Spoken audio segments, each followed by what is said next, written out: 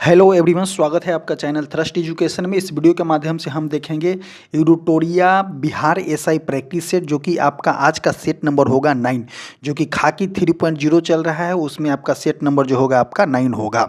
तो आइए देखते हैं सबसे फर्स्ट क्वेश्चन आपका कि हाल ही में विश्व समुद्री दिवस कब मनाया जाता है। तो विश्व समुद्री दिवस जो होता है आपका सितंबर के आखिरी गुरुवार को जो है विश्व समुद्री दिवस मनाई जाती है। नेक्स्ट क्वेश्चन देखेंगे, ये सभी according to current affair question है सभी, कि भारत ने किस, ये थोड़ा सा देखिए यहाँ पे ब्लर टाइप का आया हुआ है, प्रिंटिंग मिस्टेक है। यहाँ पे हम इंग्लिश वाला से हेल्प ले लेंगे कि which institute has been designated by India as a United Nation AI centre of excellence. कहने का मतलब क्या है कि विच इंस्टीट्यूट है जो भारत ने किस संयुक्त राष्ट्र एआई उत्कृष्टता केंद्र के रूप में नामित किया है। तो इसका आंसर जो हो जाएगा आपका आईआईटी मद्रास हो जाएगा। नेक्स्ट क्वेश्चन देखेंगे कि हाल ही में बीसीसीआई का नया अध्यक्ष किसे नियुक्त किया गया है। तो बीसीसीआई का नया अध्यक्ष जो हो जाएगा आपका मिथुन मनहास हो जाएगा, जो ऑप्शन सी हो जाएगा। नेक्स्ट क्वेश्चन देखेंगे, क्वेश्चन नंबर 4, कि हाल ही में मनाया गया शेरशाह किस धर्म का रोस हसन शाह किस धर्म का जो है 9 वर्ष है। तो देखिए ऑप्शन नंबर 1 है जो आपका बौद्ध धर्म है, ऑप्शन नंबर बी जो है आपका यहूदी धर्म है, ऑप्शन नंबर सी जो है आपका जैन है, ऑप्शन नंबर डी जो है आपका सिख है। तो इसका अगर आंसर की बात करते हैं तो आपका यहूदी हो जाएगा। नेक्स्ट क्वेश्चन देखते हैं, क्वेश्चन नंबर जो हो जाएगा आपका 5 नंबर, कि हाल ही में स्वयं सहायता समूह सदस्यों के लिए पहचान पत्र जारी करने वाला पहला राज्य कौन सा हो गया है। तो ऑप्शन नंबर ए जो हो जाएगा आपका बिहार हो जाएगा, ऑप्शन नंबर बी जो है आपका तमिलनाडु है, ऑप्शन नंबर सी जो है आपका केरल है, ऑप्शन नंबर डी जो है आपका असम है। तो इसका आंसर जो हो जाएगा आपका तमिलनाडु हो जाएगा। अगला क्वेश्चन देखेंगे, क्वेश्चन नंबर 6।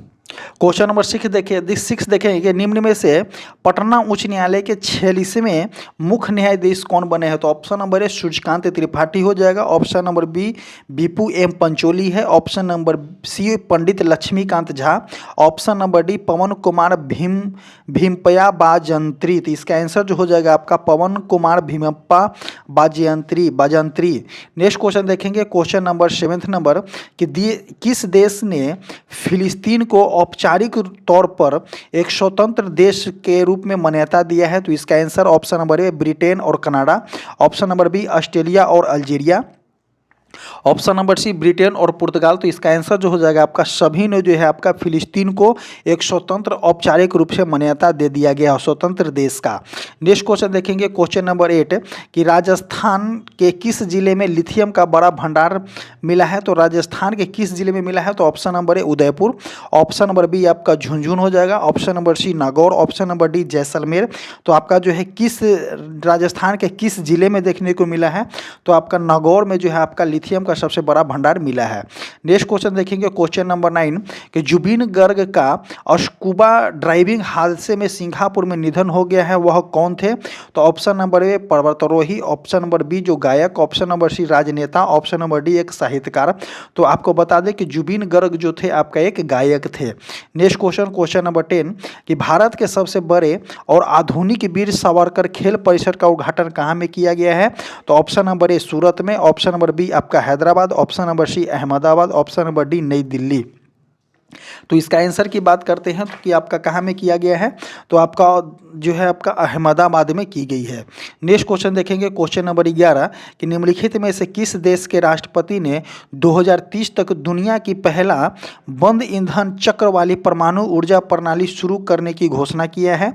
तो ऑप्शन नंबर ए जो हो जाएगा आपका रसिया हो जाएगा, ऑप्शन नंबर बी जो हो जाएगा आपका जापान हो जाएगा, ऑप्शन नंबर सी जो है यहाँ पे फ्रांस है, ऑप्शन नंबर डी जो है आपका चीन है। तो इसका आंसर की बात करते हैं तो आपका ऑप्शन नंबर ए रसिया हो जाएगा। नेक्स्ट क्वेश्चन देखेंगे, क्वेश्चन नंबर 12। क्वेश्चन नंबर 12 क्या बोल रहा है कि हाल ही में 5वां राजभाषा सम्मेलन का आयोजन कहाँ में किया गया है। तो option A Gandhinagar, option B Hyderabad, option number C Mumbai, option number D Nai Delhi. तो आपका जो है 5वां राजभाषा सम्मेलन का आयोजन जो है आपका गुजरात के राजधानी गांधीनगर में की गई है। नेक्स्ट क्वेश्चन देखेंगे, क्वेश्चन नंबर 13। क्वेश्चन नंबर 13 क्या बोल रहा है कि प्रधानमंत्री नरेंद्र मोदी ने बैरागी सिरांग रेल बैरागी सिरांग रेल लाइन का उद्घाटन किया है, ये किस राज्य में स्थित है? तो प्रधानमंत्री नरेंद्र मोदी ने बैरागी सिरांग रेल का जो है आपका उद्घाटन किया है, यह किस राज्य में स्थित है? तो ऑप्शन नंबर ए आपका Tripura, option number B Manipur, option number C आपका असम, ऑप्शन नंबर डी जो है आपका मिजोरम है। तो इसका आंसर की बात करते हैं तो आपका मिजोरम में की गई है। नेक्स्ट क्वेश्चन देखेंगे, क्वेश्चन नंबर 14 कि यूनेस्को ने भारत के कितनी संपत्तियों को अपने विश्व धरोहर की अस्थायी सूची में शामिल करने की घोषणा किया है?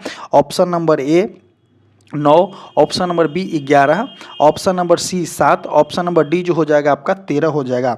तो इसका आंसर की बात करते हैं तो आपका सात अस्थायी सूचियों को जो है आपको शामिल किया है। नेक्स्ट क्वेश्चन देखेंगे, भारत की कितने संपत्तियों को? तो 7 संपत्तियों को जो है विश्व धरोहर की अस्थायी सूची में शामिल करने की घोषणा किया है। नेक्स्ट क्वेश्चन देखेंगे कि अडानी पावर और डुक ग्रीन पावर मिल करके किस देश में 570 मेगावाट के वाडुंग जल विद्युत परियोजना स्थापित करने की घोषणा किया है? तो option number A Sri Lanka, option number B Bangladesh, option number C Bhutan, option number D आपका नेपाल। तो इसका आंसर जो हो जाएगा आपका भूटान में किया है। अगला क्वेश्चन देखेंगे 16 नंबर कि हाल ही में लेवाइस ने किसे अपना नया ब्रांड एम्बेसडर बनाया है? तो इस option number A Sachin Tendulkar, option number B Alia Bhatt, option number C Deepika Padukone, या इसमें से किसी नहीं। तो लिवाइस जो है आपका किसको? आलिया भट्ट को ब्रांड एम्बेसडर बनाया है। अगला क्वेश्चन देखेंगे, क्वेश्चन नंबर 17 कि उन्नति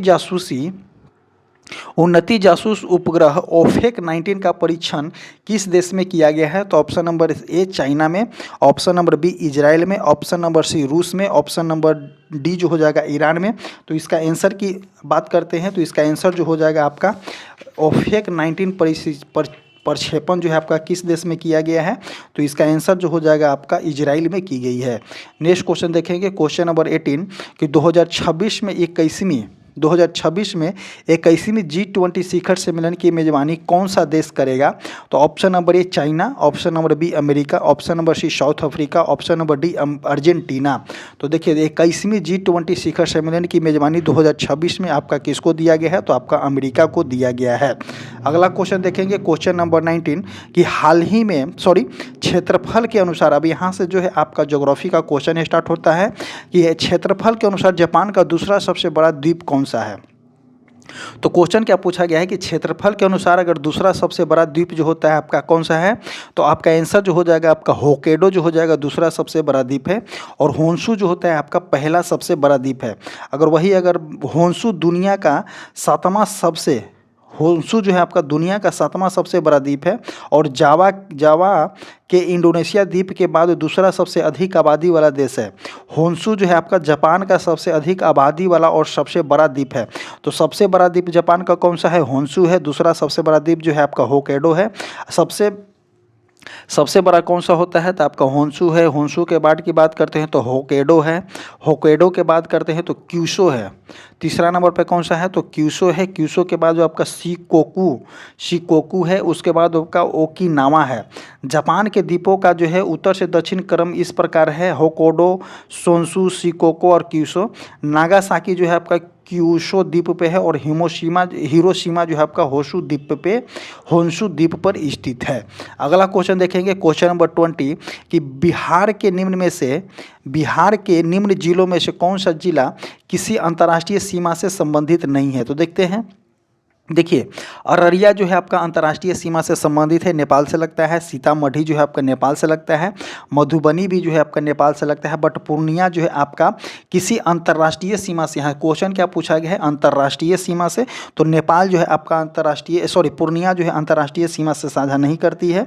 सीतामढ़ी, मधुबनी, अररिया जैसे जिले अपनी भौगोलिक निकटता के कारण नेपाल के साथ अपनी सीमाएँ को साझा करता है, लेकिन पूर्णिया जो है आपका नेपाल के साथ साझा नहीं करता है। तो ऑप्शन नंबर जो हो जाएगा यहाँ पे डी हो जाएगा, पूर्णिया। नेक्स्ट क्वेश्चन देखेंगे, क्वेश्चन नंबर 21 मिलान करने वाला है। बुक्सा जो है राष्ट्रीय उद्यान कहाँ में है? तो बुक्सा राष्ट्रीय उद्यान की बात करते हैं तो आपका पश्चिम बंगाल में है, जो 3 हो जाएगा। सिमलीपाल कहाँ में है? तो आपका उड़ीसा में है। नागर होल कहाँ में है? तो नागर होल जो हो जाएगा आपका कर्नाटक में है। और नौकरेक जो है आपका मेघालय में है। तो 3, 4, 2, 1 जिस ऑप्शन में हो वो सही होगा। 3, 4, 2, 1, 3, 4, 2, 1 ऑप्शन नंबर जो है इसमें सी में है। अगला क्वेश्चन देखेंगे, क्वेश्चन नंबर जो हो जाएगा आपका 22 नंबर। क्वेश्चन नंबर 22 देखेंगे कि कैंट कैंटबरबी कैंटरबरी घास का मैदान निम्न में से किस देश में पाया जाता है? तो ऑप्शन नंबर ए न्यूजीलैंड में, ऑप्शन नंबर बी ब्राज़ील में, ऑप्शन नंबर सी हंगरी में, ऑप्शन नंबर डी ऑस्ट्रेलिया में। तो कैंटरबरी घास की मैदान जो है आपका कहाँ में पाया जाता है? तो न्यूजीलैंड में पाया जाता है। कैंटरबरी घास के मैदान आपका न्यूजीलैंड के दक्षिणी द्वीप में स्थित है। यह मुख्य रूप से टुसॉक घास के मैदान का एक हिस्सा है। आपको अगर बात करते हैं तो ऑस्ट्रेलिया में कौन सा पाया जाता है? तो डाउन्स पाया जाता है। ब्राज़ील की बात करते हो तो कैंपोश पाया जाता है। और अगर बात करते हैं गुयाना में जो है लानोज पाया जाता है। अफ्रीका एवं ऑस्ट्रेलिया में आपका सवाना घास की मैदान मिलती है। अर्जेंटीना की बात करते हैं तो पंपास हो जाता है। साउथ अफ्रीका में आपका वेल्ड घास की मैदान। उत्तरी अमेरिका में घास के मैदान को प्रेयरी बोला जाता है। यूरेशिया में जो है स्टेपीज बोला जाता है। और साउथ अफ्रीका की बात करते हैं तो पॉकलैंड बोला जाता है, पॉर्कलैंड। नेक्स्ट क्वेश्चन देखते हैं, क्वेश्चन नंबर 23 नंबर कि ITCZ का पूर्ण रूप क्या है? तो ITCZ का पूर्ण रूप जो होता है आपका इंटर ट्रॉपिकल कन्वर्जेंस जोन जो होता है आपका ITCZ का पूर्ण रूप होता है। नेक्स्ट क्वेश्चन देखते हैं यहाँ से कि यह जो होता है पृथ्वी के भूमध्य रेखा के पास वह क्षेत्र है जहाँ उत्तरी और दक्षिणी गोलार्ध से आने वाली व्यापारिक हवाएं मिलती है, जिससे भारी वर्षा और तूफान मौसम बनता है। इसे अक्सर जो है आपका डोल्ड्रम या भूमध्य रेखीय अभिसरण क्षेत्र के नाम से भी जाना जाता है। नेक्स्ट क्वेश्चन देखते हैं, क्वेश्चन नंबर जो हो जाएगा आपका 34 नंबर मिलान करने वाला है कि लौह अयस्क और खनिज पदार्थ और प्राप्त स्थल को जो है आपका चिन्हित करना है। तो लौह अयस्क जो है आपका कहाँ में देखने को मिलता है? तो लौह अयस्क जो होता है आपका नोवा मुंडी में देखने को मिलेगा, तो 2 हो जाएगा। कोयला सबसे ज़्यादा आपका कहाँ में देखने को मिलेगा? तो धनबाद में मिलेगा। जस्ता कहाँ में देखने को मिलता है? खेतरी, जो कि आपका राजस्थान में है। जस्ता जो हो जाएगा आपका जवार में देखने को मिलेगा, 4 हो जाएगा। तांबा आपको खेतरी में देखने को मिलेगा, जो यहाँ पे 1 हो जाएगा। तो 2 3 4 1 इसका आंसर हो जाएगा। मिलाइए किस में है? तो 2 3 4 1 जो है आपका ऑप्शन नंबर बी में है। अगला क्वेश्चन देखेंगे, क्वेश्चन नंबर यहाँ से देखेंगे 25 नंबर। 25 नंबर क्वेश्चन क्या बोला जा रहा है कि मैदान एवं पर्वत तल के बीच उठे समतल भूभाग को किस नाम से जाना जाता है? तो देखिए मैदान हो गया, एक मैदान हो गया, और क्या बोला गया है? मैदान एवं पर्वत तल। पर्वत कहने में सबसे ऊंचा चोटी पर्वत तल हो गया, और उसके बीच में जो उठे भाग होते हैं उसको क्या बोला जाता है? तो उसको हम क्या बोलते हैं? तो वैसे चीज़ को हम क्या बोलते हैं? तो पठार बोला जाता है। तो ऑप्शन नंबर जो हो जाएगा यहाँ पे सी हो जाएगा। पठार वह क्षेत्र होता है जिसके ऊपरी उठी हुई भूमि समतल होती है, मतलब कि उठी हुई होती है लेकिन कुछ इस तरह से समतल टाइप की होती है, यही बोला जाता है, पठार बोला जाता है। यह पृथ्वी के अंदर गहराई में स्थित मैग्मा सतह को धकेलता है, लेकिन क्रस्ट को जो है तोड़ने में विफल रहता है। पठार 2 प्रकार के होते हैं, जैसे कि एक विच्छेदित पठार होते हैं, एक ज्वालामुखीय पठार होते हैं। पहाड़ एक प्रकार का स्थल रूप है जो आसपास क्षेत्रों से सबसे ऊंचा होता है। तो पहाड़ सबसे ऊंचा हो गया यहाँ पे। आगे देखते हैं, नेक्स्ट क्वेश्चन यहाँ पे देखेंगे, क्वेश्चन नंबर 26 कि दिन और रात किस कारण से होता है? तो दिन और रात किस कारण से होता है, वह क्या है? जैसे कि चंद्रमा का परिक्रमण, पे ऑप्शन नंबर बी पृथ्वी का अक्षीय झुकाव, ऑप्शन नंबर सी भू परिभ्रमण, या ऑप्शन नंबर डी भू परिक्रमण। तो इसका आंसर की बात करते हैं तो आपका ऑप्शन जो हो जाएगा यहाँ पे भू परिभ्रमण के कारण जो होता है दिन और रात होता है। दिन और रात जो है पृथ्वी के अक्ष पर भूभ्रमीकरण मतलब कि घूर्णन के कारण होता है। पृथ्वी लगभग 24 घंटे में एक पूर्ण घूर्णन पूरा करता है, जिससे दिन और रात का जो होता है एक चक्र होता है। अगला क्वेश्चन देखेंगे, क्वेश्चन नंबर 27 क्या बोलना चाह रहा है कि 27 है आपका कि भारत की पारिस्थितिकी तंत्र में एग्रो इकोलॉजिकल जोन्स की कुल संख्या कितनी है? तो ये तो डायरेक्ट आपको संख्या पूछ दिया गया है कि भारत के कृषि पारिस्थितिकी तंत्र में क्षेत्र में जो है आपका एक एग्रो इकोलॉजिकल जोन्स की संख्या कितनी है? तो एग्रो इकोलॉजिकल जोन्स की संख्या आपका 20 है। नेशनल ब्यूरो ऑफ रॉयल्स सर्वे के अनुसार भारत को 20 कृषि पारिस्थितिकीय क्षेत्रों तथा 60 उप क्षेत्रों में विभाजित किया गया है। इसके वर्गीकरण में मिट्टी, भूमि, जैव जलवायु और प्राकृतिक भौगोलिक परिस्थितियों को शामिल किया गया है। अगला क्वेश्चन देखेंगे, क्वेश्चन नंबर 28 कि निम्न में से किस राज्य से होकर के भारतीय मानक समय रेखा गुजरती है। तो अब यहाँ से हम देखें कि भारतीय मानक रेखा जो है कौन कौन से राज्य से गुजरती है, वहाँ से आप इस क्वेश्चन को स्किप कर लीजिएगा। तो भारत के जो है 5 राज्यों से जो है आपका गुजरती है। यह जो है आपका भारतीय मानक देशांतर रेखा 82.5 डिग्री पूर्वी होती है, जो कि आपका उत्तर प्रदेश से गुजरती है, मध्य प्रदेश, उत्तर प्रदेश, मध्य प्रदेश, छत्तीसगढ़, उड़ीसा और आंध्र प्रदेश से गुजरती है। तो देखिए ऑप्शन को छाटिए, उत्तर प्रदेश, मध्य प्रदेश, उत्तर प्रदेश के बाद मध्य प्रदेश के बाद आपका छत्तीसगढ़ की बात करते हैं, उसके बाद जो है आपका उड़ीसा है, उड़ीसा के बाद जो है आपका आंध्र प्रदेश है। तो देखिए इसमें जो है मध्य प्रदेश ऑप्शन में है, तो ऑप्शन डी जो हो जाएगा इसका सही हो जाएगा। अगला क्वेश्चन देखेंगे, क्वेश्चन नंबर 29 कि पारिस्थितिकी तंत्र में ऊर्जा का स्रोत क्या होता है। तो देखिए जैसे ही पारिस्थितिकी तंत्र की बात करते हैं तो नेचुरली हो जाता है। तो नेचुरली में जो है आपका ऊर्जा की स्रोत जो है पवन ऊर्जा को हम नहीं ले सकते हैं, प्रकाश ऊर्जा भी नहीं होगा, भूतापीय ऊर्जा भी नहीं हो जाएगा। तो पारिस्थितिकी तंत्र में कभी भी यूज होता है तो आपका सौर ऊर्जा की यूज होती है। तो ऑप्शन नंबर यहाँ पे डी हो जाएगा। अगला क्वेश्चन देखेंगे, क्वेश्चन नंबर 30 कि उत्तर से दक्षिण व्यवस्थित करने के लिए निम्न में से कौन सा क्रम सही है। तो देखते हैं सबसे पहले कौन सा है आपका उत्तर से दक्षिण कहाँ कहाँ करना है। तो नॉर्थ से साउथ में जो है आपको इसको सजाना है। तो सबसे पहले जो हो जाएगा आपका दक्षिणी अंडमान आता है, दक्षिणी अंडमान के बाद आपका लिटिल अंडमान आ जाएगा, लिटिल अंडमान के बाद जो है आपका कार निकोबार आ जाएगा, उसके बाद जो है आपका ग्रेट निकोबार हो जाएगा। कब से, तो दक्षिणी उत्तर से दक्षिणी क्रम में इसी तरह से। तो ऑप्शन नंबर यहाँ पे कौन सा हो जाएगा, डी हो जाएगा। आगे क्वेश्चन देखते हैं, क्वेश्चन नंबर जो हो जाएगा आपका 31 नंबर कि विधान परिषद की कुल सदस्यों में से कितने सदस्य जो है राज्य में रह रहे स्नातकों द्वारा निर्वाचित होते हैं। तो देखिए इसका कहने का मतलब क्या है कि इसमें जो है आपका कि विधान परिषद जो होता है आपका कितने राज्य में है। तो विधान परिषद जो है आपका एट प्रेजेंट 6 राज्यों में है। इसमें जो है विभिन्न चरणों में जो होता है सिलेक्शन होता है, कितने पार्ट में कहाँ से आना चाहिए, इतना पार्ट कहाँ से होना चाहिए, जो आपको एक जो है आपका बांटा गया है। जैसे कि स्थानीय निकायों जैसे कि नगर पालिका, ग्राम पंचायत आदि के सदस्यों के लिए जो होता है आपका 1/3 होता है।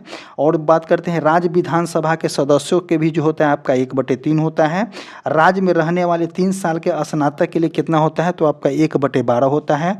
और राज्य में 3 साल के शिक्षकों के द्वारा कितना है, तो वहाँ पे शिक्षकों के लिए भी आपका 1/12 दिया गया है। राज्यपाल द्वारा मनोनीत कितना होता है, तो राज्यपाल द्वारा 1/6 सदस्यों को मनोनीत की जाती है। और स्नातकों द्वारा निर्वाचित सदस्यों को एक विशेष चुनाव प्रक्रिया के माध्यम से चुना जाता है, जहां केवल राज्य में कम से कम 3 वर्षों का अनुभव रखने वाले स्नातकों को ही वोट देने का पात्र होता है। राज्य विधान परिषद के कुल सदस्यों का 1/12 हिस्सा राज्य में रहने वाले 3 वर्षीय स्नातकों द्वारा चुनी जाती है। तो इसका आंसर की बात करते हैं तो आपका 1/12 सदस्य जो होता है आपका किसके द्वारा, स्नातकों के द्वारा होता है। 1/12 सदस्य जो होता है आपका शिक्षकों के द्वारा होता है। आगे देखते हैं नेक्स्ट क्वेश्चन नंबर 32 कि संविधान और विधि के परिरक्षण, संरक्षण और प्रतिरक्षण का शपथ ग्रहण करते हैं। तो कौन करते हैं, तो भारत के प्रधानमंत्री करते हैं, या भारत के नियंत्रक एवं महालेखा परीक्षक करते हैं, या राष्ट्रपति करते हैं, या भारत के मुख्य न्यायाधीश करते हैं। तो इसका आंसर की बात करते हैं तो इसका आंसर जो हो जाएगा आपका राष्ट्रपति हो जाएगा।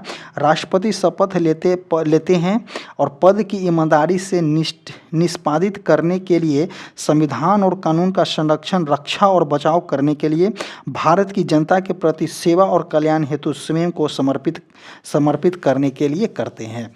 नेक्स्ट क्वेश्चन देखेंगे, क्वेश्चन नंबर 33 नंबर क्या हो जाएगा कि स्वतंत्रता पूर्व भारत में निम्नलिखित में से कितने केंद्रीय विधानसभा में स्वराज दलों का समर्थन किया था। क्वेश्चन है यहाँ पे कि स्वतंत्रता पूर्व जो है भारत में निम्नलिखित में से कितने केंद्रीय विधानसभा में स्वराज दलों का समर्थन किया गया था। किसने जो है केंद्रीय विधानसभा में स्वराज दलों का समर्थन किया था। तो देखते हैं, देखिए किसने किया था, इसका आंसर की बात करते हैं तो आपका M.A. जिन्ना हो जाएगा। M.A. जिन्ना जो हो जाएगा आपका स्वतंत्रता पूर्व भारत के केंद्रीय विधानसभा में स्वराज पार्टी का समर्थन किया था। स्वराज पार्टी का गठन जो है आपका 1923 ईस्वी में मोतीलाल नेहरू और चित्तरंजन दास ने किया था। ब्रिटिश उपनिवेशों के भीतर से लड़ने और औपनिवेशिक राज्यों को जवाबदेही देकर बनाकर भारत के लोगों को एक जिम्मेदारी और उत्तरदायी सरकार देने के लिए इस तरह से की गई थी। स्वराज पार्टी के गठन ने केंद्रीय कांग्रेस के उन नेताओं को अनुमति दी जो चुनाव लड़ने के लिए सरकार के राज्य में भाग लेने में विश्वास करते थे। नेक्स्ट क्वेश्चन देखेंगे, क्वेश्चन नंबर 34 नंबर कि भारतीय निर्वाचन आयोग के अनुसार एक राष्ट्रीय दल के रूप में मान्यता होने के लिए एक राजनीतिक दल को कितने राज्यों में मान्यता प्राप्त राजनीतिक दल के रूप में होना आवश्यक है? तो इसका आंसर जो हो जाएगा आपका कम से कम 4 राज्यों में। क्या होता है कि भारत के निर्वाचन आयोग के अनुसार राष्ट्रीय पार्टी के रूप में पहचान जाने के लिए कम से कम 4 राज्यों में एक राजनीतिक दल को मान्यता प्राप्त राजनीतिक दल के रूप में माना जाता है। भारत निर्वाचन आयोग एकमात्र प्राधिकरण है जो किसी भी पार्टी को राज्य पार्टी या राष्ट्रीय पार्टी घोषित कर सकता है। किसी भी राजनीतिक दल की राष्ट्रीय पार्टी को स्थिति पाने के लिए यह शर्तों का नियम होता है जो कि आपका कम से कम 4 राज्यों में एक राज्य पार्टी के रूप में मान्यता प्राप्त हो, लोकसभा चुनाव में कम से कम 4 राज्यों में 6% वोट प्राप्त हो और लोकसभा में 3 अलग अलग राज्यों में 2% यानी 11 सीटें जीत हो। नेक्स्ट क्वेश्चन देखते हैं, क्वेश्चन नंबर जो हो जाएगा आपका 35 नंबर देखेंगे कि किस बाद में सर्वोच्च न्यायालय ने स्पष्ट किया कि मूल अधिकार एवं नीति निर्देशक तत्व एक दूसरे के पूरक हैं? तो इसका आंसर की बात करते हैं तो मेनका गांधी विवाद या निर्वसा मिल विवाद या गोलकनाथ विवाद या केशवानंद भारती विवाद। तो इसका आंसर की बात आ जाएगा कि 35 का बी हो जाएगा, मिनर्वा मिल्स विवाद। सर्वोच्च न्यायालय ने मिनर्वा मिल्स बाद 1980 में स्पष्ट किया कि मूल अधिकार और नीति निर्देशक तत्व एक दूसरे के पूरक हैं और एक को दूसरे पर पूर्ण जो है आपका सर्वोच्चता नहीं दी जा सकती। इस ऐतिहासिक फैसले में न्यायालय ने कहा कि दोनों मिलकर संविधान की नींव बनाते हैं, इसलिए उनके बीच संतुलन और सामंजस्य होना चाहिए। अगला क्वेश्चन देखेंगे, क्वेश्चन नंबर 36 नंबर कि भारत में निर्वाचन के संदर्भ में वीवीपैट का सही पूरा शब्द रूप निम्नलिखित में से कौन सा होता है? तो देखिए वीवीपैट का पूर्ण रूप जो होता है आपका voter verifiable paper audit trial होता है। ऑप्शन नंबर यहाँ पे बी हो जाएगा। आगे देखते हैं क्वेश्चन नंबर 37 नंबर कि अशोक मेहता समिति के सिफारिश में निम्न में से कौन सा शामिल नहीं था? तो निम्न में से कौन सा शामिल नहीं था पूछा गया है, तो देखते हैं। ऑप्शन नंबर ए कि पंचायती राज संस्थाओं जो है संवैधानिक मान्यता दिया गया था, जो सही हो जाएगा। ऑप्शन नंबर बी किसी स्तर पर कोई आरक्षण का प्रावधान नहीं किया गया था। तो देखिए अशोक मेहता समिति में जो था आपका किसी भी तरह के जो है आपका आरक्षण की प्रावधान नहीं किया गया था और अशोक मेहता समिति अपनी रिपोर्ट जो है आपका 1977 में 2 स्तरीय प्रस्तुत किया था। 2 स्तरीय पंचायती प्रणाली की सिफारिश की थी, जिसमें से जिला परिषद और जिला स्तर पर पंचायत समिति और ब्लॉक स्तर पर पंचायत समिति ब्लॉक स्तर पे और जिला परिषद जो था आपका जिला स्तर पे, इसने सीधे गांव स्तर पर पंचायतों को सिफारिश नहीं किया था।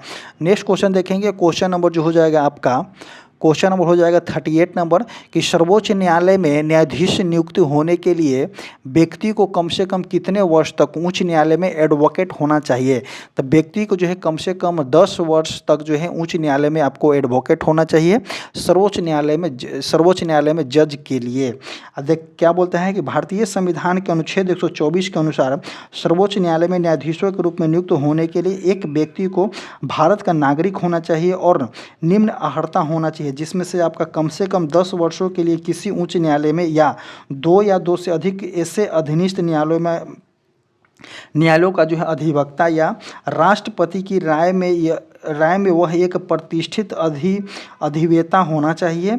संविधान में किसी उच्च न्यायालय के न्यायाधीश को सर्वोच्च न्यायालय के तदर्थ न्यायालय के रूप में नियुक्ति और सर्वोच्च न्यायालय या उच्च न्यायालयों के सेवानिवृत्ति न्यायालयों के लिए न्यायालय के न्यायाधीशों के रूप में बैठने और कार्य करने के लिए प्रावधान उपलब्ध है। आगे देखते हैं नेक्स्ट क्वेश्चन नंबर जो हो जाएगा आपका 39 नंबर कि उच्च न्यायालय के सेवानिवृत्त जज पेंशन कहाँ से प्राप्त करते हैं। तो देखते हैं इसका आंसर कि विभिन्न राज्यों के संचित देखेंगे इसका आंसर कि विभिन्न राज्यों के संचित निधि से जहां से उसने सेवा दिया है, जो गलत हो जाएगा क्योंकि सेवानिवृत्ति जज पेंशन की बात यहां पे बोला गया है। राज्य की संचित निधि से तो राज्य की संचित निधि नहीं हो जाएगा। इसका आंसर जो हो जाएगा आपका भारत के संचित निधि से जो है इनका वेतन पेंशन दी जाती है। नेक्स्ट क्वेश्चन देखते हैं। क्वेश्चन नंबर जो हो जाएगा आपका 14 नंबर कि किसी अविलंबित लोक महत्व के मामले का तुरंत चर्चा के लिए स्थगन प्रस्ताव लाया जाता है। इस प्रकार के प्रस्ताव लाने के लिए कितने सदस्यों का समर्थन आवश्यक होता है। तो लगभग जो है आपका 50 सदस्यों का समर्थन जरूरी है। नेक्स्ट क्वेश्चन देखेंगे। क्वेश्चन नंबर 41 नंबर कि भारत के संविधान में कौन सा अनुच्छेद जो है अपनी पसंद के व्यक्ति से विवाह करने के लिए किसी व्यक्ति को अधिकार को संरक्षण देता है। तो आर्टिकल नंबर 21 या article number 19, option number B article number 19A, option number C article number 19C, option number D अनुच्छेद 19F। तो इसका आंसर की बात करते हैं कि आर्टिकल नंबर 21 बोलता है, आपका ऑप्शन ए हो जाएगा कि भारतीय संविधान के अनुच्छेद 21 में वर्णित जीवन तथा स्वतंत्रता का अधिकार है अपने पसंद की व्यक्ति से विवाह करने के किसी व्यक्ति के अधिकार को संरक्षण देता है। अनुच्छेद 21 में निहित कुछ अधिकार होते हैं जैसे कि सम्मान के साथ जीने का अधिकार, आजीविका का अधिकार, स्वच्छ पर्यावरण का अधिकार और जानने और सूचित करने का अधिकार, जैसे कि आपका आरटीआई का अधिकार भी जो है आपका आर्टिकल नंबर 28 के थ्रू ही दी गई है। अगला क्वेश्चन देखेंगे। क्वेश्चन नंबर जो हो जाएगा 42 नंबर कि राज्य के अधीन लाभ का पद धारण करने वाला कोई व्यक्ति किसी विदेश राज्य में कोई भेंट, उपलब्धि या पद निम्नलिखित में से किसके अनुमति के बिना स्वीकार नहीं कर सकता है। तो इसका आंसर डायरेक्ट जो हो जाएगा आपका राष्ट्रपति हो जाएगा।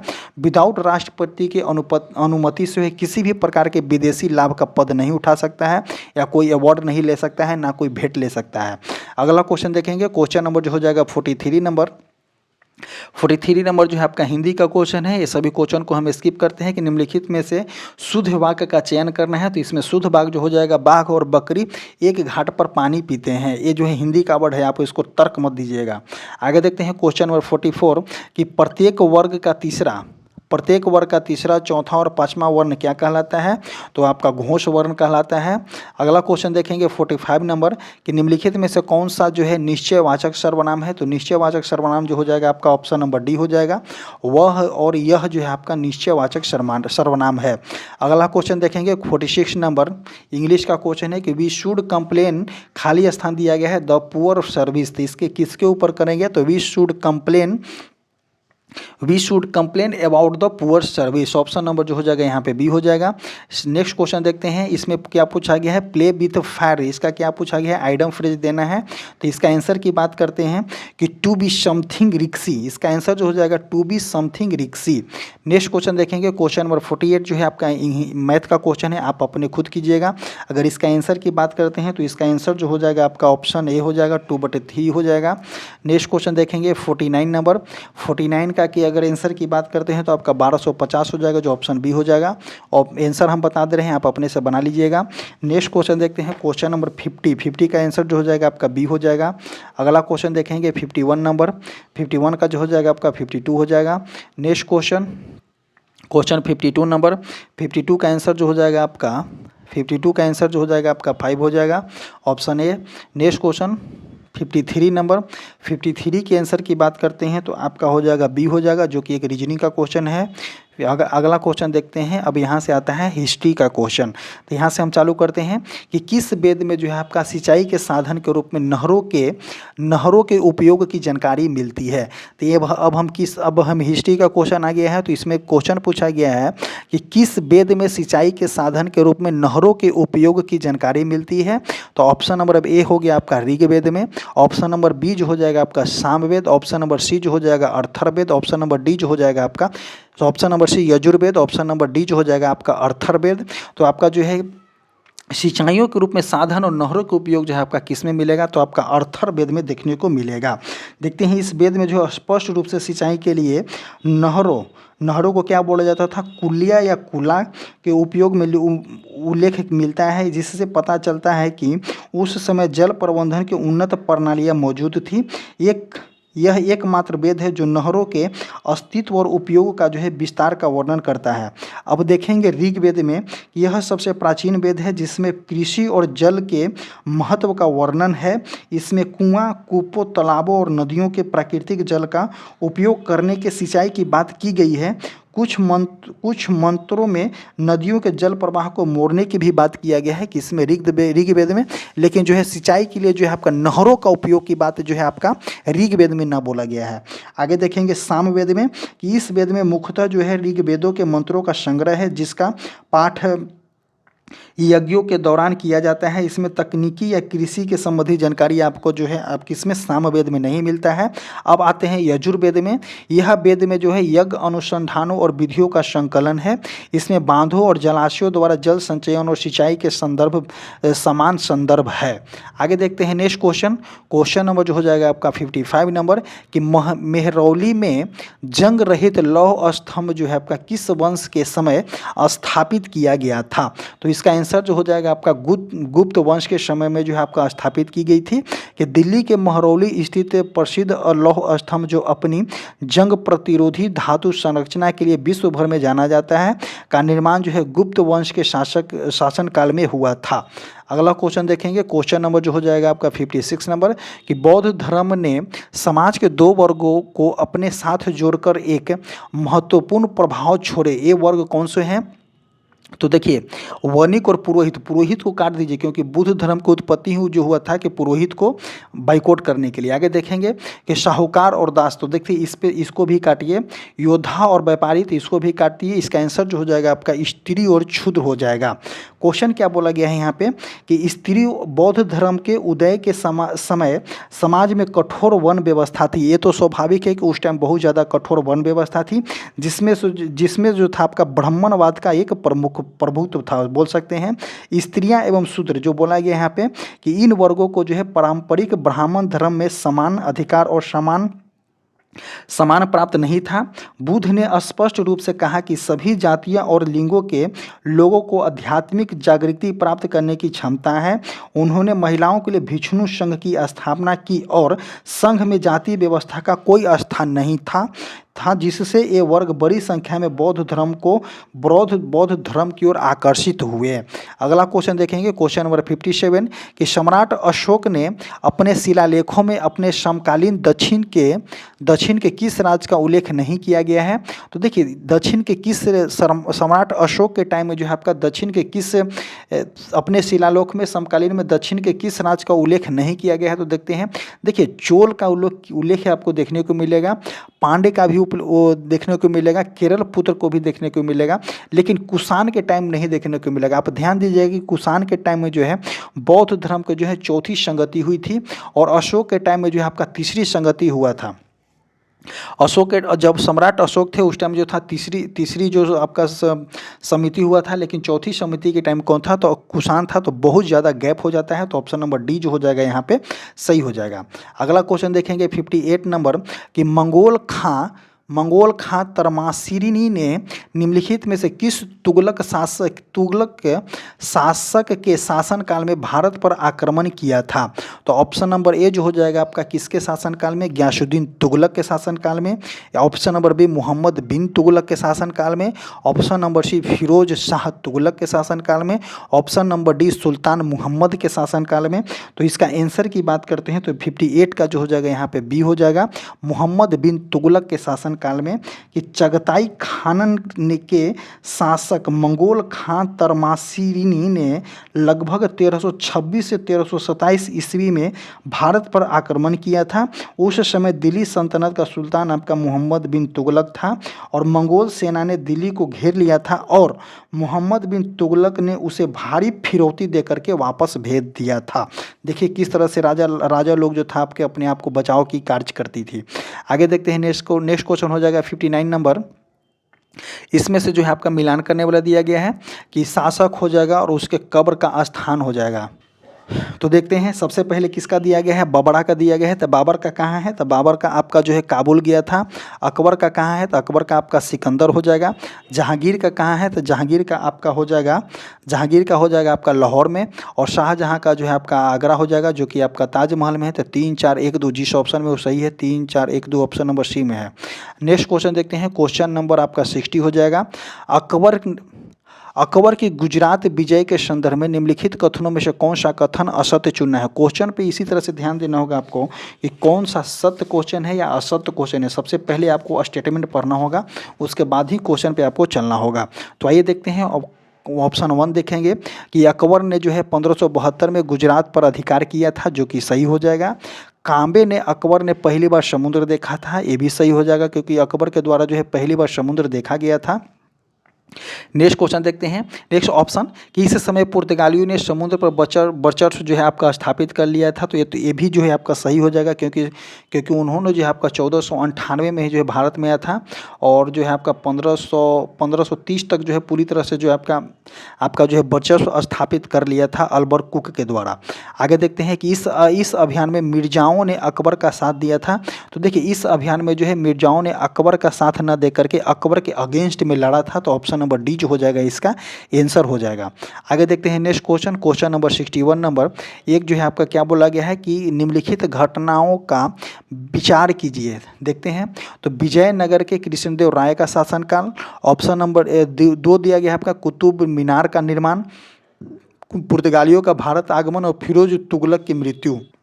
तो देखिए यहाँ पे कि फिरोज तुगलक की मृत्यु कब हुआ था, तो 1300 आपका 88 ईस्वी में हुआ था। पुर्तगालियों का भारत के आगमन की बात करते हैं तो 1498 हो जाता है। कुतुब मीनार का निर्माण जो है आपका कब चालू हुआ था, तो निर्माण आपका 1193 ईस्वी में शुरू हुआ था और 1220 ईस्वी के आसपास पूरा हुआ था। तो 1193 में चालू हुआ था और 1220 में जो था इसका कार्यकाल पूरा हो गया था। आगे देखेंगे कि विजयनगर के कृष्णदेवराय का शासनकाल कब से कब था, तो इसका शासनकाल 1509 से 1529 तक था। 1509 से कब तक था, 1529 तक था। तो देखते हैं कौन कौन हो जाएगा। तो इसका आंसर की बात करते हैं तो 2 4 3 1 हो जाएगा। 2 4 3 1 जो है ऑप्शन नंबर बी में है। अगला क्वेश्चन देखेंगे, क्वेश्चन नंबर जो हो जाएगा 62 नंबर कि यदि वर्ष में हम एक बार मेढक की तरह टटराएंगे तो हमें कुछ नहीं मिलेगा। कांग्रेस की कार्य प्रणाली के संदर्भ में उक्त टिप्पणियां किसने किया था, तो option number A Lala Lajpat Rai, option number B Arvind Ghosh, option number D Bal Gangadhar Tilak, option number D Ashwini Kumar Dutt. तो ये स्टेटमेंट किनके द्वारा बोला गया था, तो बाल गंगाधर तिलक के द्वारा बोला गया था कि यदि वर्ष में हम एक मेढक की तरह टटराते रहें तो हमें कुछ हासिल नहीं होने वाला है। एक कथन जो है आपका बाल गंगाधर तिलक के द्वारा बोला गया था। लाला लाजपत राय के द्वारा क्या बोला गया था कि इन्होंने कांग्रेस को शिक्षित भारतीयों के वार्षिक राष्ट्रीय उत्सव की एक बैठक था। अरविंद घोष के द्वारा बोला गया है कि ब्रिटिश शासन के आशीर्वाद के बारे में कुछ ज़्यादा ही बात की जाती है। आगे देखते हैं कि अश्विनी कुमार दत्त के द्वारा क्या बोला गया था, 3 दिन का तमाशा जो है आपका अश्विनी कुमार दत्त के द्वारा बोला गया था। अगला देखेंगे 63 नंबर क्या है कि किस व्यक्ति ने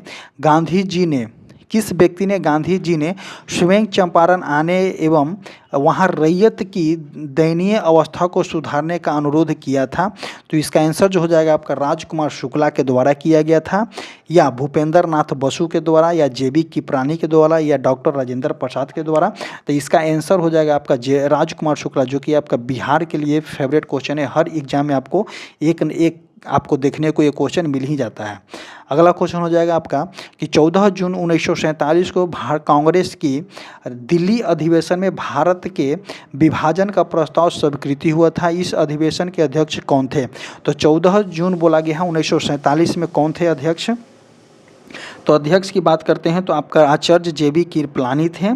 14 जून 1947 को कांग्रेस के दिल्ली अधिवेशन में जब भारत के विभाजन का प्रस्ताव स्वीकृति हुआ था, उस समय भारतीय राष्ट्रीय कांग्रेस के अध्यक्ष जो थे आपका जेबी कृपलानी थे। आचार्य जेबी कृपलानी का कार्यकाल कब से कब तक था, तो आपका 1946 1946 के में मेरठ अधिवेशन में कांग्रेस के अध्यक्ष चुने गए और 1947 में भारत की स्वतंत्रता और सत्ता हस्तांतरण के दौरान इस पद पर बने रहे। उन्होंने 14 जून 1947 को दिल्ली अधिवेशन की अध्यक्षता की, जहां विभाजन प्रस्ताव आधिकारिक तौर पर पारित हुआ था। अगला क्वेश्चन देखते हैं। अगला क्वेश्चन जो हो जाएगा आपका क्वेश्चन नंबर 65 नंबर के निम्नलिखित में से किस कारागार में राम प्रसाद बिस्मिल को फांसी दी गई थी। तो क्वेश्चन क्या पूछा गया है कि निम्नलिखित में से किस कारागार में जो है राम प्रसाद बिस्मिल को फांसी दिया गया था। तो राम प्रसाद बिस्मिल को जो है आपका गोरखपुर जेल में फांसी दिया गया था। और यहाँ पे गोंडा हो जाएगा, तो गोंडा में किनको फांसी दिया गया था, तो देखते हैं कि राम प्रसाद बिस्मिल को जो है आपका 19 दिसंबर 1927 को गोरखपुर के जेलों में फांसी दिया गया था। उन्हें ब्रिटिश सरकार के खजाने को लूटने के लिए काकोरी षड्यंत्र के मामले में मौत की सज़ा दी गई थी। आगे देखेंगे, अशफाक उल्ला खां को फैजाबाद जेल में और रोशन सिंह को जो है आपका नैनी इलाहाबाद जेल में फांसी दिया गया था। इसी मामले में जो है राजेंद्र नाथ लोहड़ी को गोंडा जिला जेल में फांसी दिया गया था। और लाहौर की सेंट्रल जेल में भगत सिंह और सुखदेव और राजगुरु को फांसी दिया गया था। लेकिन यह मामला जो है आपका जॉन सैंडर्स की हत्या लाहौर षड्यंत्र केस के संबंधित था, काकोरी मामले से नहीं था। अगला क्वेश्चन देखेंगे, क्वेश्चन नंबर जो हो जाएगा आपका 66 नंबर कि बेल्गी आयोग के सदस्यों के रूप में निम्न में से कौन इंग्लैंड गए थे। क्या बोला गया है कि बेल्गी आयोग के सदस्य के रूप में निम्न में से कौन इंग्लैंड गए थे। तो बाल गंगाधर तिलक गए थे, या option number B Mahatma Gandhi गए थे, या option number B Swami Vivekananda गए थे, या गोपाल कृष्ण गोखले गए थे। तो इसका आंसर जो हो जाएगा आपका गोपाल कृष्ण गोखले हो जाएगा। गोपाल कृष्ण गोखले ने बेल्गी आयोग, जो कि आपका 1895 में गठित किया गया था, के समक्ष साक्ष्य प्रस्तुति करने के लिए गोपाल कृष्ण गोखले 1897 में इंग्लैंड गए थे। उन्होंने भारतीय वित्त के इतिहास के तथ्यों का विस्तृत विश्लेषण करते हुए आयोग के सामने गवाही दी, जिससे उन्हें राष्ट्रीय स्तर पर पहचान दिलाई थी। अगला क्वेश्चन देखेंगे, क्वेश्चन नंबर 67 कि स्वामी दयानंद सरस्वती के संबंध में कौन सा कथन सत्य है। तो देखते हैं कौन सा कथन इसमें सत्य है। तो देवी और देवताओं के मूर्ति पूजा के विरोध करते थे, ये कथन जो है आपका सत्य है। वेदों के अमोघ मानते थे, ये भी आपका सत्य हो जाएगा। ईश्वर चंद्र विद्यासागर से मिले और उन्हें विचार विमर्श किया, तो ये जो हो जाए आपका ऑप्शन नहीं हो जाएगा। तो आपका आंसर जो हो जाएगा आपका केवल 1 और 2 जो हो जाएगा इसमें सही हो जाएगा। आगे देखते हैं नेक्स्ट क्वेश्चन 68 नंबर कि निम्नलिखित में से किस में जो है आपका 4 जुलाई 1776 को अमेरिकी स्वतंत्रता का घोषणा पत्र अंगीकृत किया था। तो इसका आंसर की बात करते हैं तो वाशिंगटन सम्मेलन में, या सैन फ्रांसिस्को सम्मेलन में, या द्वितीय महाद्वीपीय कांग्रेस में, या प्रथम महाद्वीपीय कांग्रेस में। तो इसका आंसर की बात करते हैं तो इसका आंसर जो हो जाएगा आपका द्वितीय महाद्वीपीय कांग्रेस में। 4 जुलाई 1776 को फिलाडेल्फिया में द्वितीय महाद्वीपीय कांग्रेस के प्रतिनिधि द्वारा अमेरिका स्वतंत्रता की घोषणा को आधिकारिक तौर पर अपनाया गया था। इस दस्तावेज ने आधिकारिक तौर पर 13 अमेरिकी उपनिवेशों को ब्रिटिश साम्राज्य से स्वतंत्र राज्य की घोषित किया गया था। नेक्स्ट क्वेश्चन देखेंगे, क्वेश्चन नंबर जो हो जाएगा 69 नंबर कि निम्नलिखित में से किस ऊर्जा का मान हमेशा धनात्मक होता है। तो देखिए, अगर हमेशा धनात्मक के बारे में पूछा जाता है तो आपका गतिज ऊर्जा का मान जो होता है आपका हमेशा धनात्मक होता है, जो 1/2 mv² होता है। गतिज ऊर्जा का मान जो होता है ऑलवेज पॉजिटिव होता है। और एक जो है यहाँ पे स्थितिज ऊर्जा दिया गया है तो mgh होता है, इसका mgh होता है। अगर इनकेस h के मान अगर निगेटिव ले लिया जाता है तो इसका हाइट जो होता है आपका स्थितिज ऊर्जा का मान निगेटिव हो जाता है। तो ये तो हो सकता है, लेकिन एक कभी नहीं होता है, और हमेशा जो होता है गतिज ऊर्जा का मान पॉजिटिव होता है। तो ऑप्शन नंबर ए जो हो जाएगा यहाँ पे सही हो जाएगा। आगे क्वेश्चन देखते हैं, क्वेश्चन नंबर 70 कि समान स्त्रियों की आवाज़ का तारतम्य क्या होता है। समान स्त्रियों की आवाज़ का तरफ जो होता है पुरुष की तुलना में आपका अधिक होता है। तो ऑप्शन नंबर ए जो हो जाएगा यहाँ पे सही होगा आपका। ऑप्शन नंबर ए सही हो जाएगा कि ध्वनि का तारतम्य उसकी आवृत्ति पे निर्भर करती है। उच्च आवृत्ति का मतलब जो होता है उच्च तारक मतलब कि तीखा आवाज़, और निम्न आवृत्ति का मतलब होता है निम्न आवाज़ मतलब कि गहरा आवाज़। जैसे कि औरत की आवाज़ जो होता है तीखा आवाज़ होता है, तो आपका अगर बात करते हैं तो उसकी आवृत्ति जो होती है अधिक होती है और उसका तारतम्य जो होता है अधिक होता है। लेकिन वही अगर पुरुष की बात करते हैं तो आपका कम होता है। नेक्स्ट क्वेश्चन देखते हैं, क्वेश्चन नंबर होगा आपका 71 नंबर कि जल में वायु का बुलबुला किसकी भांति काम करती है। तो जल में वायु का बुलबुला जो होता है आपका जल में जो है वायु का बुलबुला जो है आपका अवतल लेंस की भांति काम करती है। जल के भीतर जो है वायु का बुलबुला एक अवतल अपसारी लेंस की तरह कार्य करती है। यह व्यवहार जो है प्रकाश के अपवर्तन के सिद्धांत का आधार है। यहाँ प्रकाश एक माध्यम से दूसरे माध्यम में जाता है, तो इसका आंसर जो हो जाएगा आपका अवतल लेंस हो जाएगा। नेक्स्ट क्वेश्चन देखेंगे, क्वेश्चन नंबर 72 कि पृष्ठ तनाव के कारण पैदा होता है। तो देखते हैं कि पृष्ठ तनाव किसके कारण पैदा होता है। तो अणुओं के बीच असंजक बल के कारण नहीं होगा। अणुओं के बीच जो होता है ससंजक बल के कारण जो होता है आपका पृष्ठ तनाव होता है। अब यहाँ पे आता है ससंजक बल और असंजक बल किसको कहते हैं। तो एक ही पदार्थ के अणुओं के बीच लगने वाले आकर्षण बल है, जो द्रव के भीतर के अणु चारों ओर से अन्य अणुओं द्वारा संतुलित बल का अनुभव करता है, लेकिन यह सतह पर मौजूद अणु केवल नीचे और बगल में अणुओं द्वारा अंदर की ओर खींचे जाते हैं। इस संतुलित बल के कारण सतह एक खींची हुई झिल्ली या त्वचा की तरह व्यवहार करती है, जिससे द्रव अपने मुक्त पृष्ठीय क्षेत्रफल को न्यूनतम करने का प्रयास करती है। एक जो यहाँ पे आपका असंजक बल है, यह विभिन्न पदार्थों के अणुओं के बीच लगने वाला आकर्षण बल है। यह बल पृष्ठ तनाव के लिए सीधे तौर पर जिम्मेदार नहीं है, बल्कि यह निर्धारित करता है कि यदि कोई द्रव किसी ठोस सतह को कितना गीला करता है, जैसे कि पानी, कांच चिपकना आदि। नेक्स्ट क्वेश्चन देखेंगे, क्वेश्चन नंबर जो हो जाएगा 73 नंबर कि कमरे में लगा हुआ वातानुकूलित क्या नियंत्रित करता है। तो जैसे ही अगर कमरे में जो है आपका एसी का यूज करते हैं, तो उस कंडीशन में जो है आपका आर्द्रता और टेम्परेचर दोनों को मेंटेन किया जाता है। जैसे ही आर्द्रता को अगर मेंटेन नहीं करेंगे, तो आपका जैसे कैसे बोलते हैं कि बरसात के मौसम में ज़्यादा उमस लग रहा है, तो यही जो है आपका आर्द्रता है। तो आर्द्रता को अगर मेंटेन नहीं किया गया तो आपको गर्मी लगेगा ही लगेगा, क्योंकि वाटर अगर वेपर कहाँ प्रेजेंट होता है, तो एयर में वेपर प्रेजेंट होता है, जिसको आर्द्रता बोलते हैं। और ताप जो होता है, ताप को तो नियंत्रण करता ही करता है। तो ऑप्शन नंबर जो हो जाएगा यहाँ पे ऑप्शन बी हो जाएगा। नेक्स्ट क्वेश्चन देखेंगे कि पिकोनोमीटर नामक उपकरण का प्रयोग किसे मापने के लिए किया जाता है। तो पिकोनोमीटर का उपकरण का यूज किया जाता है आपका किसके मापने के लिए, तो घनत्व मापने के लिए हम पिकोनोमीटर का यूज करते हैं। नेक्स्ट क्वेश्चन देखते हैं, क्वेश्चन नंबर आपका 75 नंबर कि लोहे के निष्कर्षण में चूना पत्थर का इस्तेमाल क्यों किया जाता है। तो जैसे ही हम लोहे की निष्कर्षण करते हैं, तो उसमें चूना पत्थर का इस्तेमाल जो होता है आपका अशुद्धियों को हटाने में मदद करने वाले पदार्थों के रूप में, यानी कि एक फ्लक्स के रूप में कार्य करता है। तो ऑप्शन यहाँ पे जो हो जाएगा आपका डी हो जाएगा। आगे देखेंगे 76 नंबर कि निम्न में से किन पदार्थों के कारण जल की अस्थायी कठोरता होती है।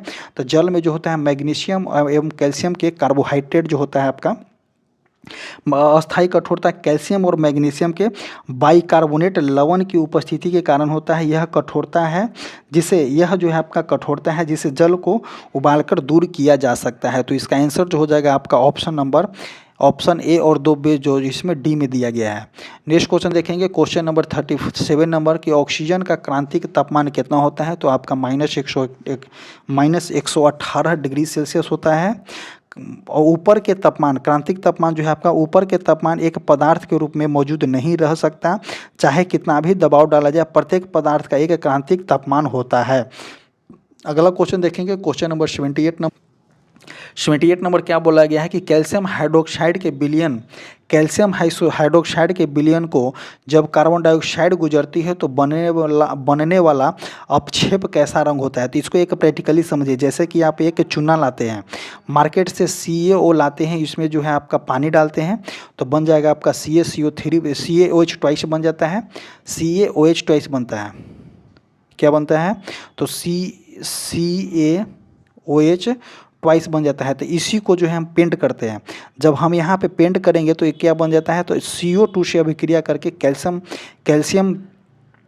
कार्बोनेट बना लेता है, जो कि अवक्षेप रंग कैसा देता है, तो आपका सफ़ेद रंग देता है। जैसे कि मार्केट से आप चूना लेकर के आए, उसमें पानी डालते हैं, तो पानी डालने के बाद आपका कैल्शियम हाइड्रोक्साइड हो जाता है, और कैल्शियम हाइड्रोक्साइड को हम पेंट करते हैं। तो पेंट करने के क्रम जो है वायु से जो है वायुमंडल से जो है आपका CO2 ले लेता है, और जैसे ही वायुमंडल से CO2 से अभिक्रिया करेगा तो कैल्शियम कार्बोनेट बना लेगा। जैसे ही कैल्शियम कार्बोनेट बनाएगा तो आपका वो कलर जो हो जाएगा सफ़ेद हो जाएगा। यही क्वेश्चन यहाँ पे पूछा गया है। यह एक प्रैक्टिकली क्वेश्चन है। नेक्स्ट क्वेश्चन देखते हैं, क्वेश्चन नंबर 79 कि निम्न में से कौन टिंडल प्रभाव को प्रदर्शित करता है। तो देखते हैं कि नमक का जलीय विलयन जो है आपका टिंडल प्रभाव को प्रदर्शित नहीं करता है, यह निलंबन को करता है। फैक्ट्री का विलयन भी जो है निलंबन को करेगा। CuSO4 का का जलीय विलयन भी जो है आपका निलंबन को करेगा, लेकिन स्टार्च का जलीय विलयन जो होता है आपका टिंडल प्रभाव को दर्शाता है। आगे देखते हैं नेक्स्ट क्वेश्चन। देखिए टिंडल प्रभाव को ये इसलिए दर्शाता है कि टिंडल प्रभाव की परिघटना जिसे किसी कोलाइड विलयन या बहुत महीन निलंबन में मौजूद कणों का प्रकाश जो होता है आपका परिकिनित करता है। जहाँ प्रकाश को परिकिनित कर गया तो वहाँ पे टिंडल प्रभाव आ जाएगा। जैसे कि नमक के विलयन में जो है प्रकाश को परिकिनित नहीं की जा सकती है। नेक्स्ट क्वेश्चन देखते हैं, क्वेश्चन नंबर 80 क्वेश्चन नंबर 80 क्या बोला गया है कि निम्नलिखित में से कौन सा सुमेलित नहीं है। आगे ये देखते हैं कि डॉबेनर का जो है त्रिक नियम दिए थे जो सुमेलित है। न्यूलैंड के द्वारा जो है अष्टक नियम दिया गया था, ये भी सही है। मोसले साहब के द्वारा जो है आधुनिक वर्ष आवर्त सारणी जो कि आपका परमाणु संख्या के आधार पर था। और हाइजेनबर्ग के जो है आपका अपवर्जन का नियम यहाँ पे गलत हो जाएगा, यही इसका आंसर हो जाएगा, ऑप्शन नंबर डी हो जाएगा। यही पूछा गया है कि निम्न में से कौन सा सही है। तो देखिए हाइजेनबर्ग के द्वारा जो है आपका हाइजेनबर्ग का जो है अपवर्जन नियम यह जो है सम्मिलित नहीं है। वर्नर हाइजेनबर्ग जो है आपका अनिश्चितता के सिद्धांत के लिए जाने जाते हैं। और पाउली का जो है अपवर्जन नियम जाना जाता है। पाउली जो है वोल्फहैंग पाउली द्वारा 1925 ईस्वी में प्रतिपादित किया गया था। आगे देखेंगे नेक्स्ट क्वेश्चन, क्वेश्चन नंबर 81 कि महिलाओं के उदर के निचले भाग के प्रत्येक ओर कितने अंडाशय होते हैं। देखिए यहाँ पे क्वेश्चन ऐसे अंडाशय जो होता है आपका 2 होता है, लेकिन क्वेश्चन क्या पूछा गया है, एक क्वेश्चन जो है आपका घुमाने वाला क्वेश्चन है। आप जैसे ही देखिएगा कि कितने अंडाशय होते हैं 2 मार के निकलिएगा, लेकिन क्वेश्चन को देखिएगा कि महिलाओं के उदर के नीचे प्रत्येक भाग यहाँ पे पूछा गया है कि प्रत्येक भाग के नीचे कितने अंडाशय होते हैं, तो आपका 1 अंडाशय होते हैं। नेक्स्ट क्वेश्चन देखते हैं, क्वेश्चन नंबर 82 कि प्राणियों के निम्नलिखित में से किन वर्गों में जो है संवर्गों में त्रिकोष्ठीय हृदय होते हैं। अब को त्रिकोष्ठीय हृदय किस में होते हैं, तो उभयचर और सरीसृप वाले के जो होता है त्रिकोष्ठीय हृदय होता है। उभयचर जैसे कि मेढक, सैलामेंड्रा और अधिकांश सरीसृप जैसे कि छिपकली, सांप, कछुआ में त्रिकोष्ठीय हृदय होते हैं। इस हृदय में 2 अलिंद होते हैं और 1 अभिभाज्य होता है जो आंशिक रूप से विभाजित निलय होता है। इस संरचना के कारण जो है आपका ऑक्सीजन युक्त और ऑक्सीजन रहित रक्त निलय में थोड़ा मिश्रित हो जाता है। यह अनुकूलन उनके जमीन और पानी दोनों में रहने के लिए दोहरे संचरण के लिए पर्याप्त होता है। और मत्स्य वर्ग में केवल द्विकोषीय हृदय होते हैं। किसमें, तो मत्स्य वर्ग में 2 कोषीय होते हैं कि 1 निलय और 1 अलिंद और 1 निलय होता है। और मगरमच्छ जो है आपका सरीसृप होता है। मगरमच्छ जो है एक प्रकार का सरीसृप होता है, लेकिन इसमें जो होता है आपका 4 हृदय होता है। एक जो है आपका अपवाद में है मगरमच्छ वाला। आगे देखेंगे क्वेश्चन नंबर 83 नंबर निम्नलिखित में से किसे जो है कोशिका अंगक से लाइसोसोम बनता है। तो क्वेश्चन पूछा गया है कि निम्नलिखित में से किस कोशिका अंगक से जो है आपका लाइसोसोम बनता है।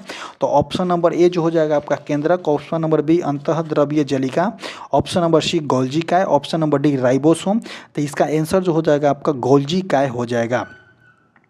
नेक्स्ट क्वेश्चन देखते हैं, क्वेश्चन नंबर जो हो जाएगा आपका 84 नंबर कि श्वेत रक्त कणिकाएं जिसको हम WBC बोलते हैं अथवा कणिकाएं निम्नलिखित में से क्या करती है। तो ऑक्सीजन का वहन जो है आपका RBC के द्वारा किया जाता है। कार्बन डाइऑक्साइड इसमें हटा दीजिए। रक्त का थक्का जो है आपका प्लेटलेट्स करता है। रोगाणुओं का विनाश करता है, मतलब कि WBC जो है आपका रोग प्रतिरोधक क्षमता को बढ़ाता है। श्वेत रक्त कणिकाओं जिसे हम ल्यूकोसाइट भी कहते हैं, कभी कभी आप ध्यान दीजिएगा कि श्वेत रक्त कणिकाओं को ल्यूकोसाइट भी बोला जाता है। मानव शरीर की प्रतिरक्षा प्रणाली एक महत्वपूर्ण हिस्सा है। उनका प्राथमिक कार्य शरीर को संक्रमण और बीमारियों से बचाता है। वे बैक्टीरिया, वायरस, कवक और अन्य बाहरी रोगाणुओं को पहचानता है और उन पर हमला करती है और उन्हें जो होता है आपका नष्ट कर देता है। एक यहाँ पे बोला गया है कौन सा कि कार्बन डाइऑक्साइड का वहन जो है आपका कि कार्बन डाइऑक्साइड का परिवहन भी मुख्य रूप से लाल रक्त कोशिकाओं और लाल रक्त प्लाज्मा के द्वारा ही जो होता है। क्योंकि देखिए RBC जो है RBC जो है आपका O2 को ले जाता है और बॉडी से CO2 का जो है बाहर किसके द्वारा निकलता है, तो RBC के द्वारा ही निकलता है। नेक्स्ट क्वेश्चन देखते हैं, क्वेश्चन नंबर 85 नंबर 85 नंबर देखेंगे कि पादप रोग और रोगों का सूक्ष्म जीव बोला गया है कि नींबू में जो है कैंसर रोग जीवाणु के कारण होता है, जो सही हो जाएगा। गेहूं के रस्ट रोग कवक के कारण होता है, ये सही है। भिंडी के पित्त रोग जो है आपका विषाणु के कारण होता है, ये भी सही है। तो ऑप्शन नंबर डी जो हो जाएगा 1, 2, 3 दोनों सही है। आगे देखेंगे क्वेश्चन नंबर 86 नंबर कि रक्तस्राव को रोकने के लिए आमतौर पर एल्युमिनियम लवण का प्रयोग किया जाता है। अब देखते हैं यहाँ पर कि रक्तस्राव को रोकने के लिए आमतौर पर एल्युमिनियम लवण का प्रयोग क्यों किया जाता है। तो यहाँ पे पूछा गया है कि एल्यूमिनियम लवण पूछा गया है, जिसको हम क्या बोलते हैं, पोटास एलम बोलते हैं या फिटकरी बोलते हैं। जैसे कि दाढ़ी बनाते समय अगर किसी भी पार्ट पे हल्का सा कट जाता है तो उस कंडीशन में जो यहाँ पे अगर फिटकरी का यूज करते हैं तो आपका रक्तस्राव जो होता है रुक जाता है। तो वहीं यहाँ पे पूछा गया है कि एल्युमिनियम लवण का यूज किया जाता है, जो कि पोटास एलम इसका आंसर हो जाएगा।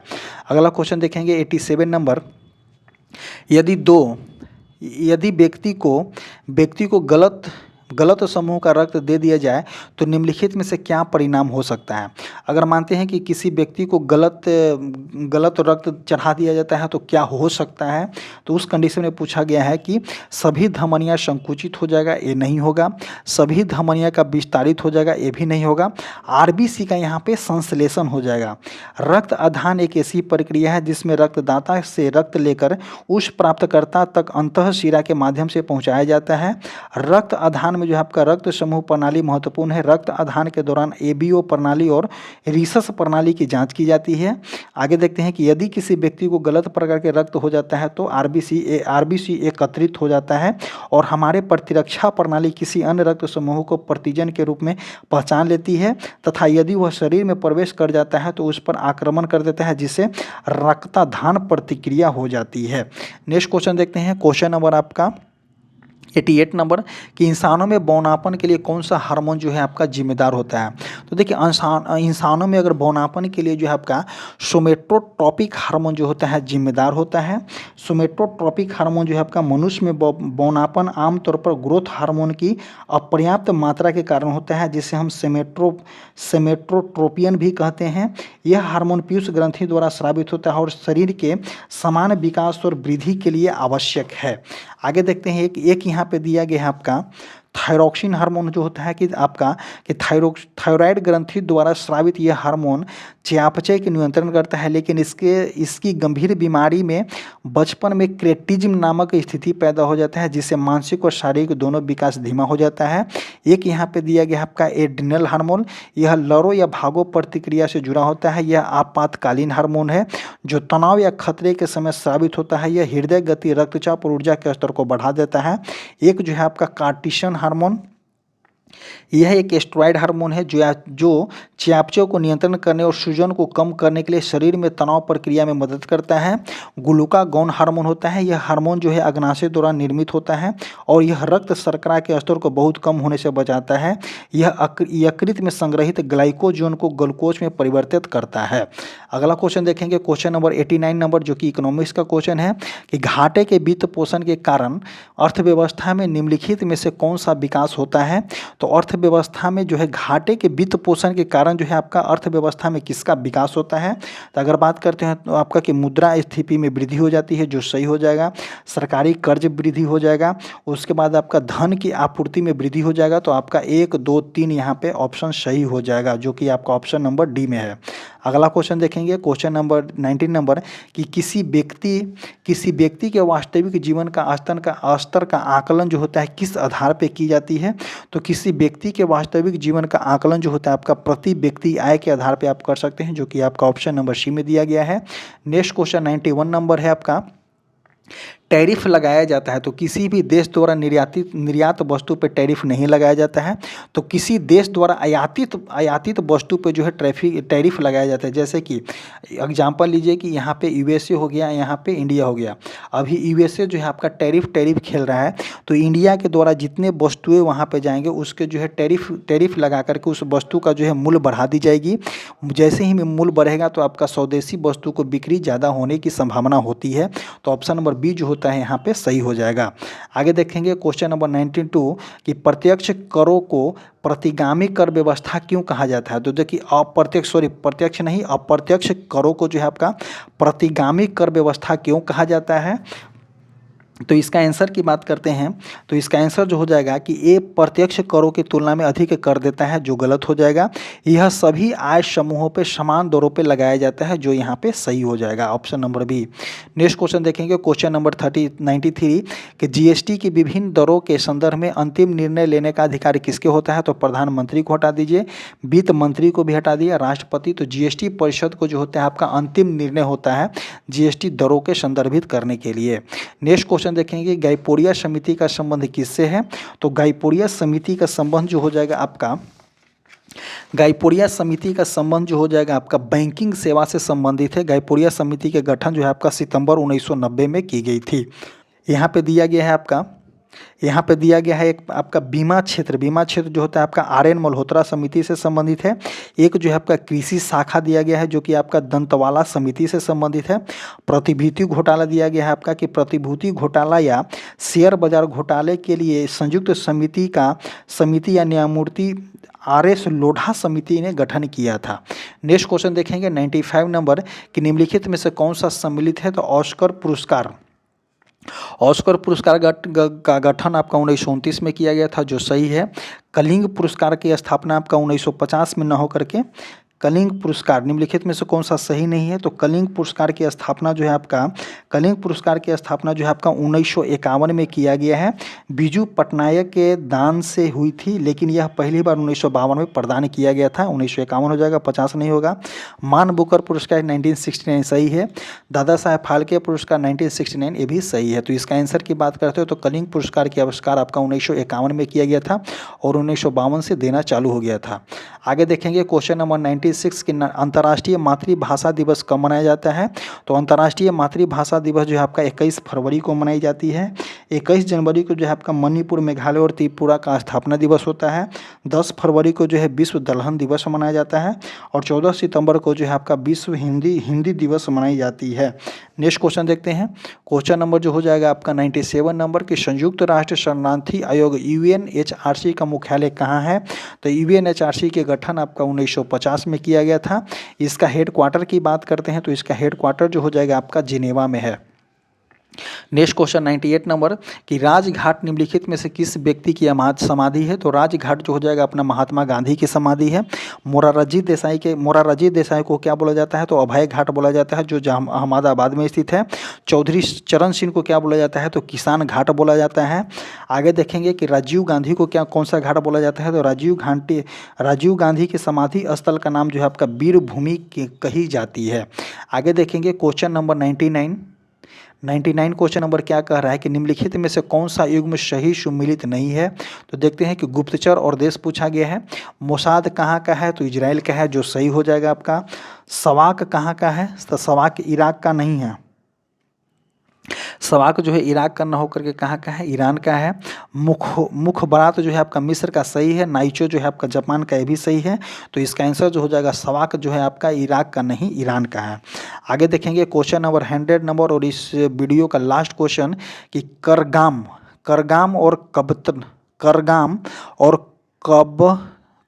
कबलतम लोक नृत्य का संबंध किस राज्य से संबंधित है? तो इसका आंसर जो हो जाएगा आपका तमिलनाडु से संबंधित है। इसी तरह से जो है आपका एडिटोरियल खाकी सीरीज का आज का 9वां सेट समाप्त होता है। कल जो है आपका 10वां सेट भी मिल जाएगा, क्योंकि इसको थोड़ा सा डिले हो गया, जिसके लिए सॉरी। और आपको बता दें जो हमारा टेलीग्राम चैनल है, कमेंट बॉक्स और डिस्क्रिप्शन बॉक्स में लिंक पिन कर दिया गया है, जाइए और टेलीग्राम चैनल से ज्वाइन कीजिए। वहाँ पे जो आपका लेटेस्ट अपडेट देखने को मिलेगा, वहाँ पे आपका जो है PDF भी मिलता है, तो आप आइए और वहाँ पे ज्वाइन कीजिए। Thank you.